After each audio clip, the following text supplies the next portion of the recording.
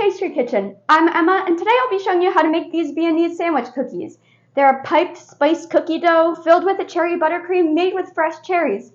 Let me show you how to make them. Before we start making the dough, we have to prepare 3 sheets of parchment paper on 3 baking sheets, and I just took a box of cornstarch and used that as my template to trace 36 rectangles, 12 on each sheet, 2 rows of 6 rectangles on each sheet as our templates, and then we're going to flip them over so that the pencil's not touching the pastry but actually touching the baking sheet. And once we make the dough, we're going to pipe a small amount of dough on the underneath to kind of glue the template to the baking sheets before we start piping, but that's for later. We're just going to trace all of our rectangles and then set our baking sheets aside and grab a stand mixer fitted with a paddle attachment to start our dough.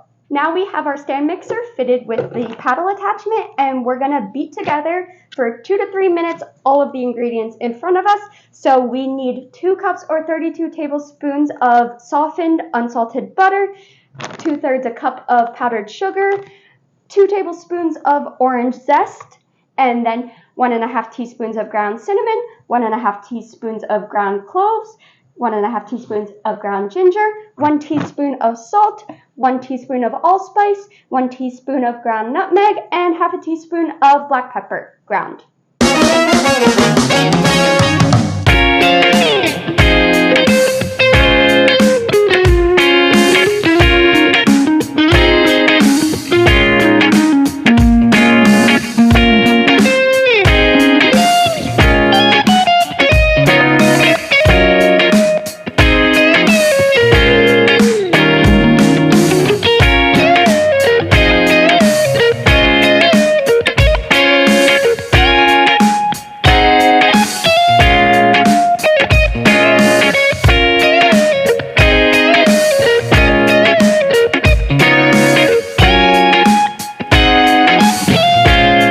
Beat our butter, sugar, and spice mixture for 2 to 3 minutes until it's all well combined and creamy and smooth. Stop periodically to scrape down the sides of the bowl with a rubber spatula so that everything gets well combined.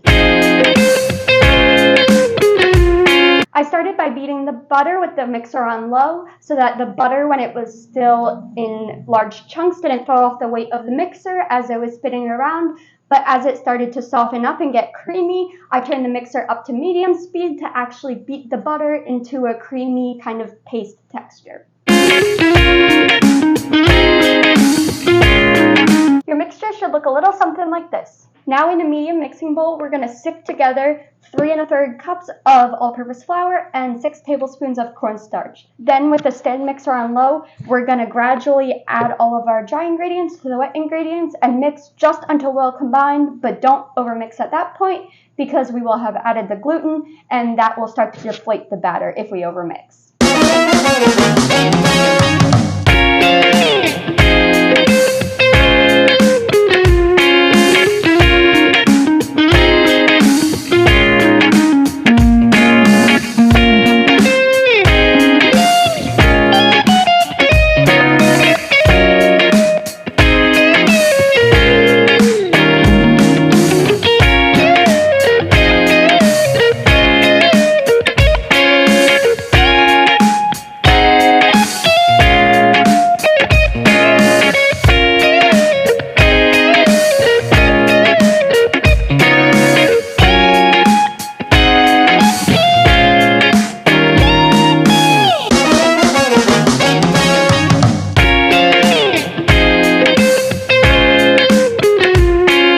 Finished dough should look a little something like this. Now I've cut the tip off of a piping bag and placed a large star tip. This is a 1M piping tip in this piping bag. You can just use a freezer strength Ziploc bag as your piping bag and fold the corner so that the dough doesn't come out the bottom before we want it to. Although this is a bit of a thicker dough and it's going to take some effort, a strong hand, and some elbow grease to get this dough piped, but you can do it, so can I.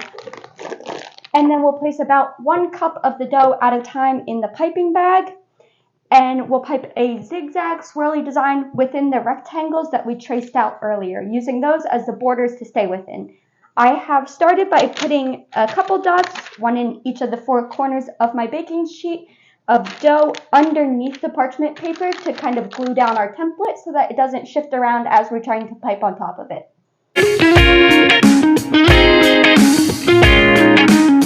My biggest tip here is that if you overfill the piping bag, it will burst.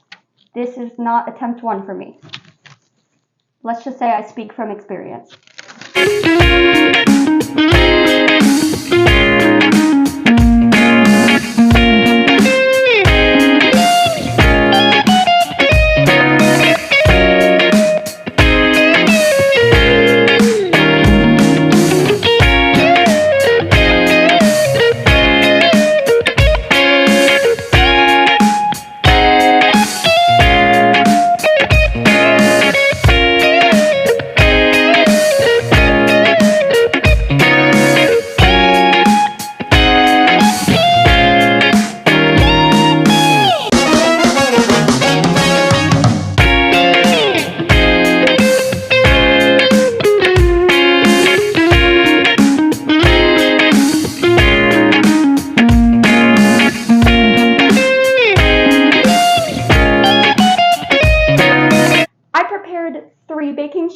But my dough filled about 2 because my rectangles were a little bit larger, so just depending on the size of your rectangles, you'll get anywhere from 24 to 36 cookies, but like I said, mine were a little bit larger, so mine just filled 2 baking sheets. Now we'll place both of these baking sheets in the fridge to chill for 15 minutes, and in the meantime, preheat the oven to 350 degrees Fahrenheit. We'll pop these in for about 14 minutes, so we'll bake them for 7, then rotate the sheets 180 degrees so that everything is getting cooked thoroughly and evenly, and then bake for another about 7 minutes until they're golden brown and ready.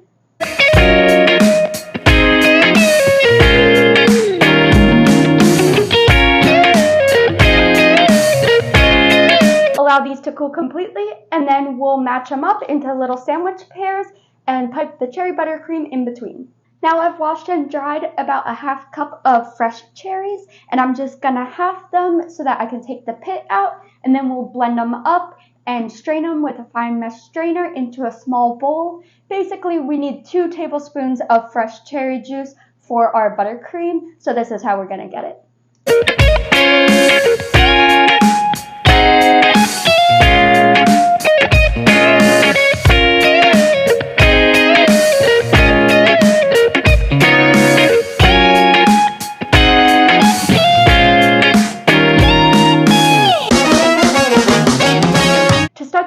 We're going to beat 1 cup or 16 tablespoons of softened unsalted butter in the bowl of a stand mixer fitted with a paddle attachment for about 1 to 2 minutes until it's creamy and smooth.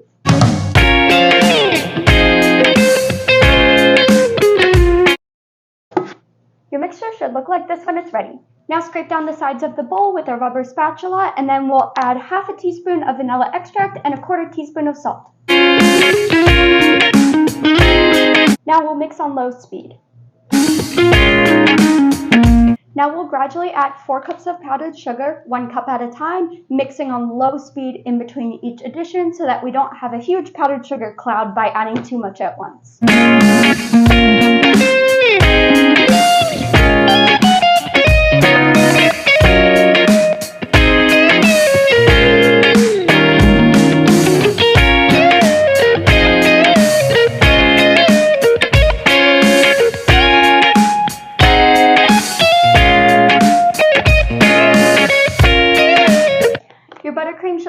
Something like this. Now we're just going to grab the cherry juice that we set aside from earlier, add that, and then we'll blend this on medium speed for about 2 to 3 minutes until it's fluffy and creamy. Then we'll set it in the fridge until the cookies are cooled down and this is ready to use. Now we'll just add 2 tablespoons of our fresh cherry juice.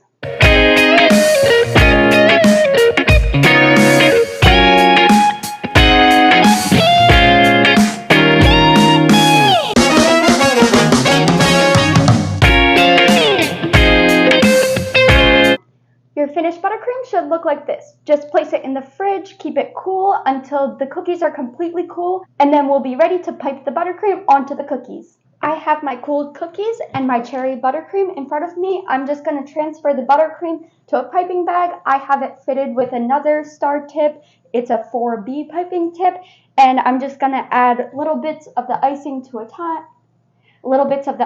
at a time to the piping bag so that we don't overfill it, and just find matching cookies that sandwich well together. I'm just going to use the pairs that I've piped next to each other and pipe buttercream in between them. So basically flip one cookie over, pipe the swirly pattern to match the shape of the cookie, and then sandwich another one on top, and you'll have your sandwich cookies.